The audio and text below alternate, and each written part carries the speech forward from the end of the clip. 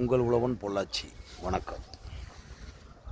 இன்றைக்கி என்னென்னு பார்த்தீங்கன்னா, தக்காளிக்கு நீட்டாக மண் அணைச்சி கொடி கட்டிக்கிறாங்க.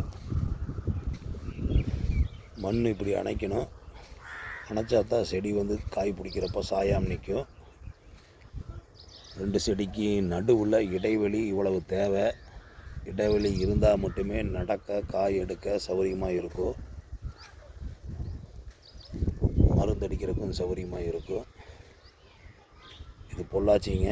ஒரே மழையாக இருக்கிறனால செடி நைன்னு இருக்குது. மார்க்கெட்டில் தக்காளி கொஞ்சம் விலை இருக்குது. பெட்டி 400 500 வரைக்கும் போகுது. First quality. இது காய் கொஞ்சம் சரியில்லைங்க.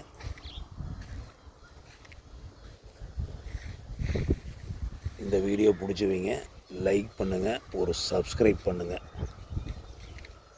பொள்ளாச்சி உங்கள் உழவன் கேட்ரிங் சர்வீஸ்.